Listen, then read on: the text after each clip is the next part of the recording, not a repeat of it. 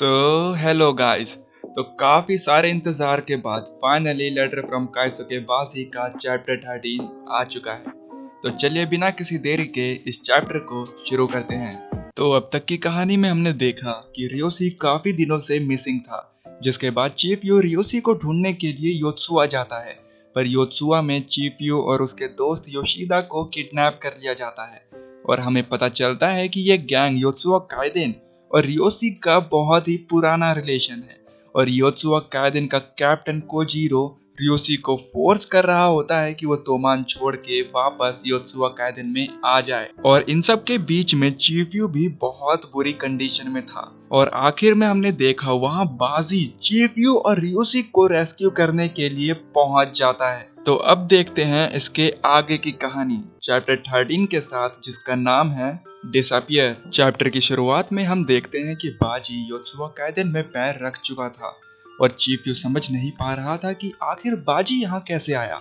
और थोड़ी देर सोचने के बाद चीफ्यू की नजर अपने दोस्त ससाकी और कियोची पर जाती है और चीफ्यू को समझ में आता है कि उसके दोस्त बाजी को यहाँ लेके आए हैं। और दूसरी तरफ हम योत्सुआ के मेंबर्स को देख रहे थे जो बाजी की एंट्री से बिल्कुल खुश नहीं थे और जाहिर सी बात है उनमें से कोई भी बाजी का सामना नहीं करना चाहता था।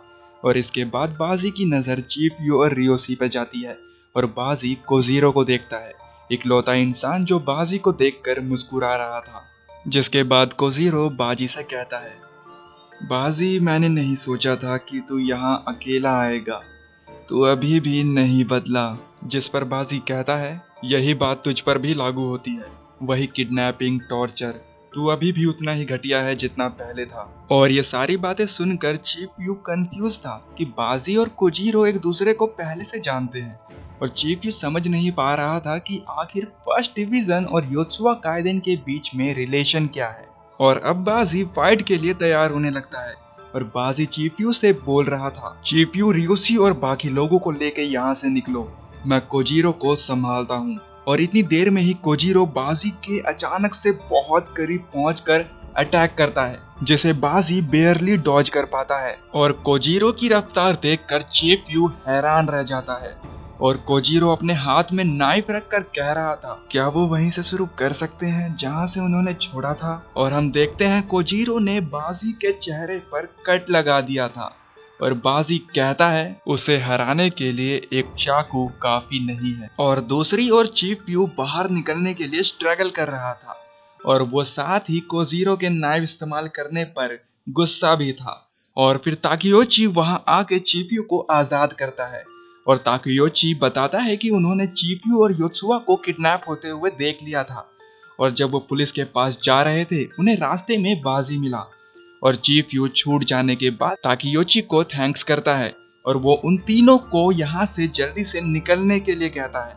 और ताकियोची के पूछने पर कि वो भी अभी जख्मी है और उसे भी उनके साथ जाना चाहिए, चीफ्यू बोलता है कि उसे उस बेवकूफ की जान बचानी है। और जैसे ही चीफ्यू रियोशी के पास जाने की कोशिश करता है, वहां खड़े योत्सुआ के बंदे चीफ्यू को मारते हैं और उनमें से एक कहता है, जब कोजीरो एक बार अपना वेपन निकाल लेता है तो खेल खत्म होना तय है। और चीफ्यू उसे किक मारता है, ये कहते हुए कि वो उसके रास्ते से हट जाए। जिसके बाद चीफ्यू चिल्लाते हुए कहता है, मैं अपने दोस्त के बिना यहाँ से नहीं जाऊंगा।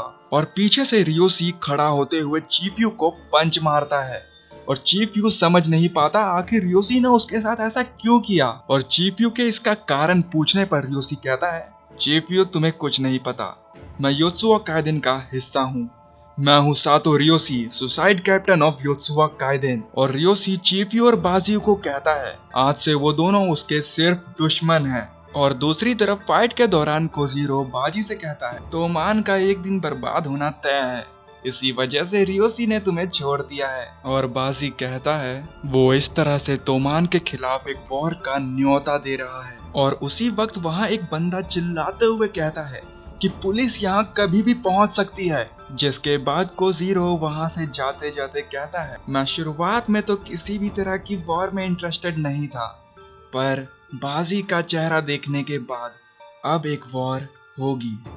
और कोजीरो 7 जुलाई को वॉर का ऐलान करता है और जो पहले मरा वो हार जाएगा।